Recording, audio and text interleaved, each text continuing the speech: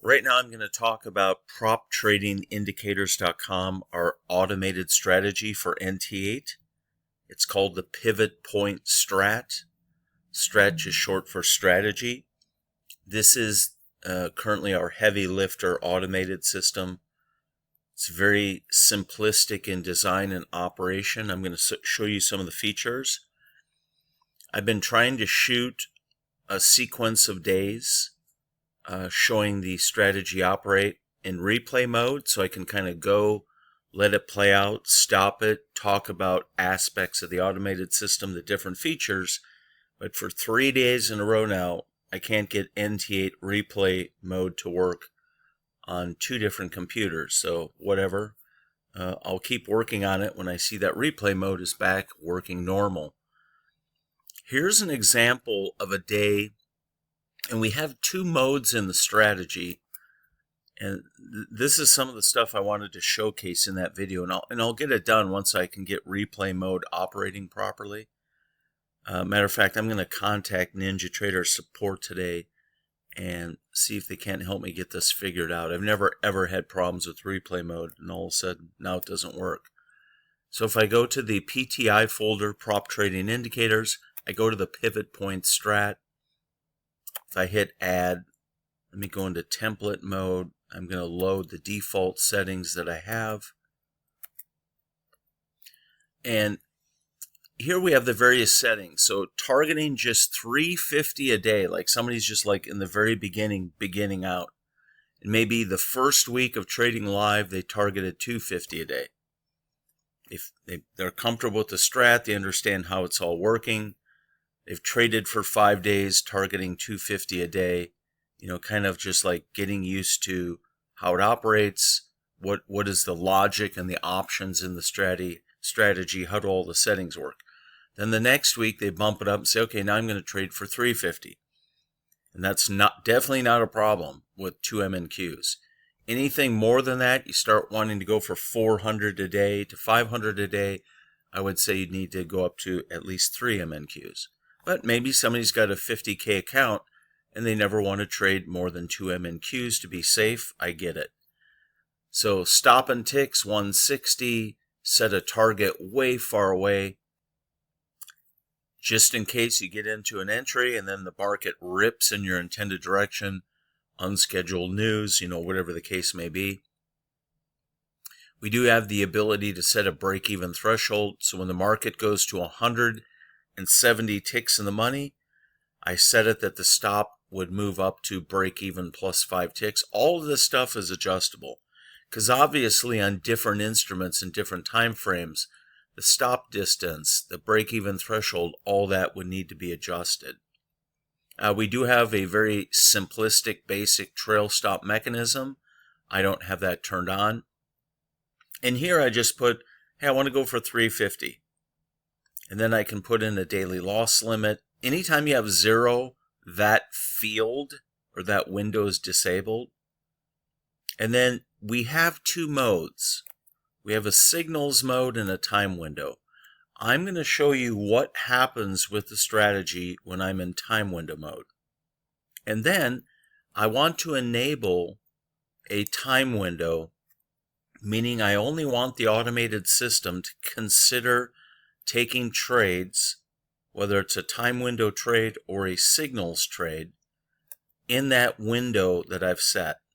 So I have mine set to U.S. Central Time, which is Chicago, or Globex time, Chicago Mercantile Exchange, where all these instruments trade through. So I have that set.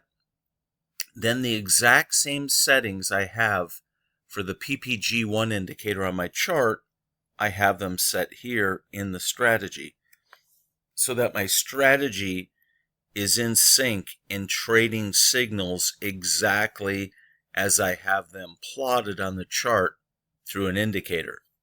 So 15, 10, 0.75, colored up and all that. I have it unchecked, meaning, hey, don't plot the indicator on my chart because I already have it running on the chart. And the rest of this stuff has to do with, just default settings are fine. I'm going to go in and enable the strategy. Anytime I want to turn the strategy on, I would hit the enable button, and for those particular settings I would hit OK. It would calculate, and then it wouldn't consider any trade activity until 8:32 in the morning. Now the market's pretty slow right now. We're pre-market. So once the strategy is enabled, the calculating message will disappear. I have an on-off button to turn the strategy on and off. Anytime I'm in a trade, I can hit the flatten button. I have a long and short mode, meaning be willing to take all trades long and short. I can also set it up for long mode only or short mode only. And I tend to use these modes on occasion when I see the market break a key level and do a level sweep. We've had a few to the upside. When I see a break, then I'll go turn on the strategy in short mode only.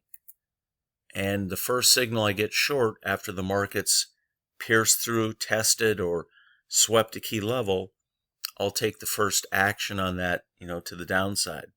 Or at least you have that option. So I'll leave it long and short mode. So I'm not going to be running the strategy right now. We're pre-market. There's really nothing going on in the market. I'll turn that off. What I want to show you though is time window mode. So the signals for the pivot point strategy are these dots on the PPG1 indicator. So a red dot would be a short signal. So we'll go through those here shortly. And we'll get that nice and vertical. So there's one signal to the short side after the 8:32 time period, which I have indicated by a vertical line. So that's the first bar close at or after 8:32 U.S. Central Time. And we have a long signal right here. Move that over. And then we have a short signal up off this high.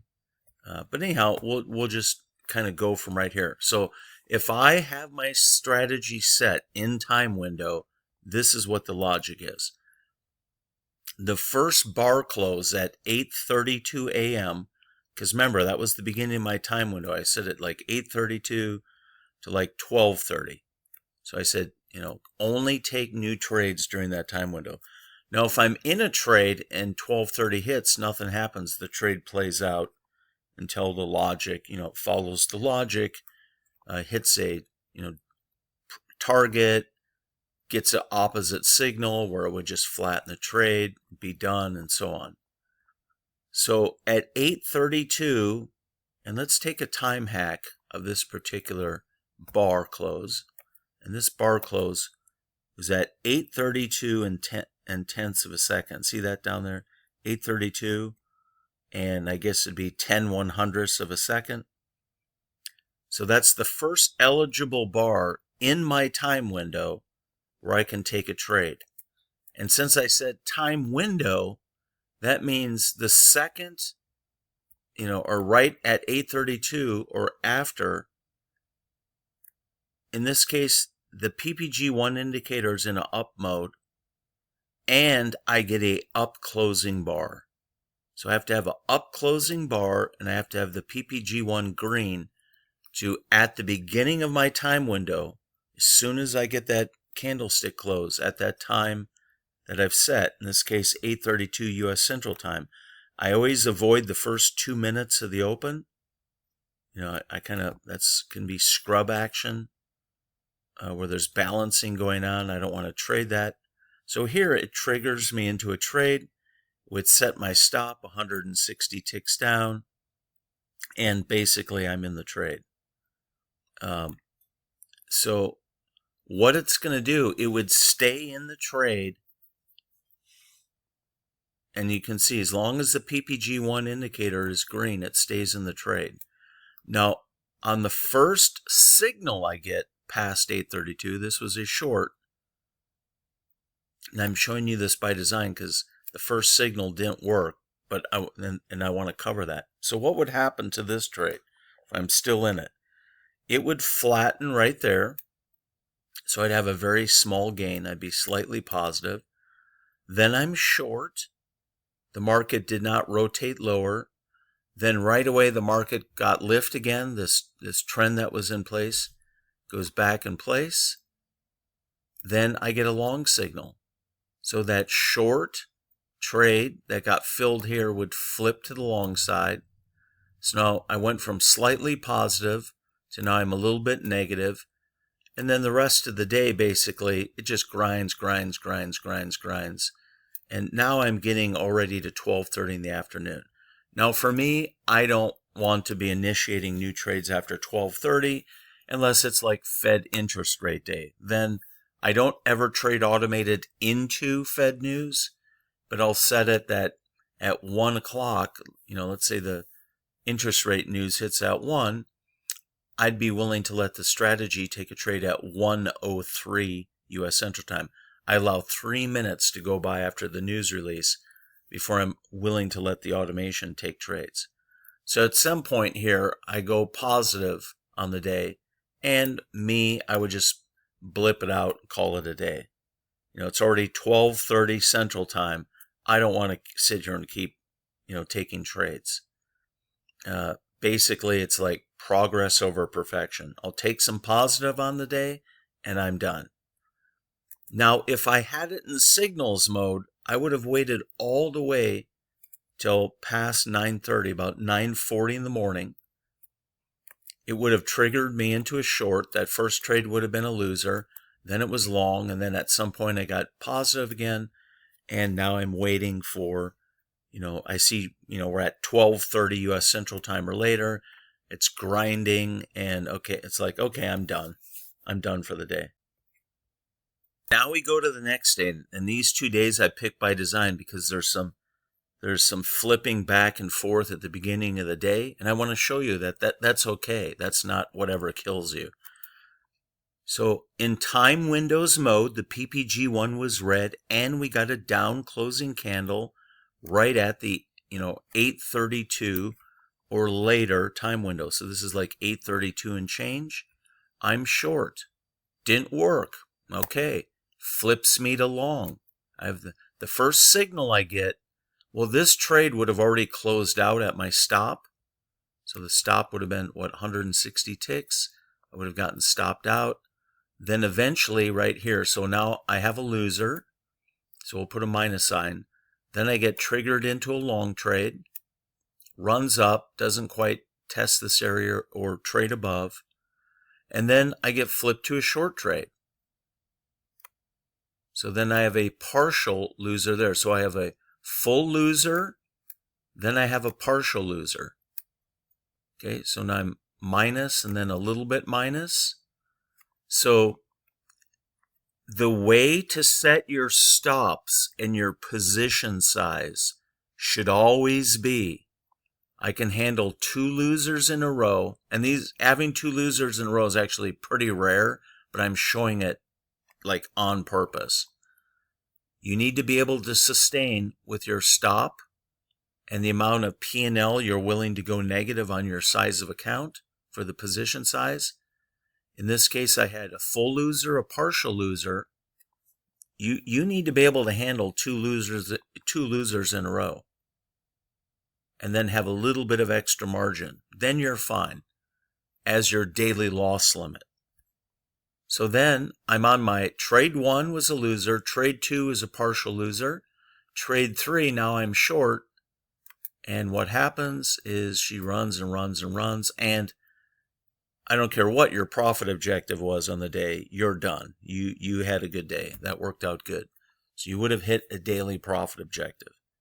So even when the market is a bit indecisive out of the open, you still have the ability to make a daily profit objective. The key is the psychology that, oh no, the market's going to do this. I'm going to get flipped back and forth. And I'm going to blow out my account. No, you're not. You just set a daily loss limit. But set a daily loss limit in relation to your daily profit objective so you have some room to breathe and you can let the market figure out what it wants to do. And the NASDAQ always, like day after day after day, 19 out of every about 20 trading days a month gets a direction and gets some sort of 70, 80, 90 point excursion or more away from the opening range. I mean, that's just how the NASDAQ works. And we got guys trading gold in the evening doing fantastic, and on other instruments got guys trading Bitcoin futures. You know, we can get dialed in settings per instrument and time frame. Now, these settings I'm showing you in the time frame are not even the best of the best. They're pretty good, and they're good settings for a beginner trader or newer trader to get on and let the system do its thing.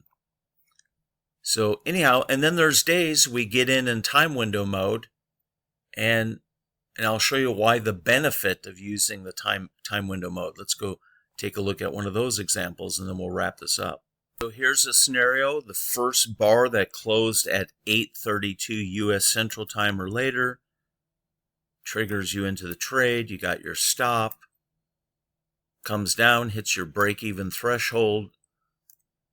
Stop moves to break-even plus. And then the market runs basically 100 and some points right away. I mean, so these are days we call one and done. So in this scenario, you know, I get triggered into a trade right away and I'm done. I'm not waiting for the first signal on the day and then start working signal mode.